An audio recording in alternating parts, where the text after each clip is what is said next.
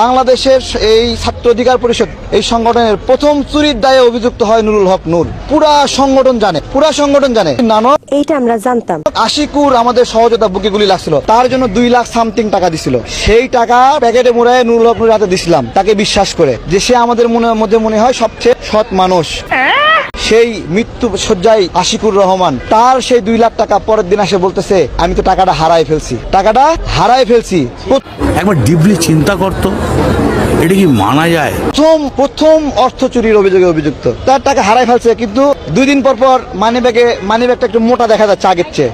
বুঝতে পারছেন মানিব্যাগ মোটা কেন দেখা যায়? বুঝেন? হ্যাঁ, টাকা নাকি হারাই ফেলছে। নতুন শার্ট পরে আসে, এ আসলে এর 500 টাকা দেয়, ও আসলে ওরে 500 টাকা দেয়, 1000 টাকা দেয়। মনে হচ্ছে সে টাকার গাছ লাগাইছে, সেখান থেকে গাছের টাকা পেরে সে দিচ্ছে। তখন আমরা বুঝতে পারলাম যে 2 লাখ টাকা আসলে কই গেছে। তখন আমরা তাকে ধরেছিলাম। পাবলিক বুঝা গেছে আমরা নেতারা যে কত বড় খাঙ্কির পোলা।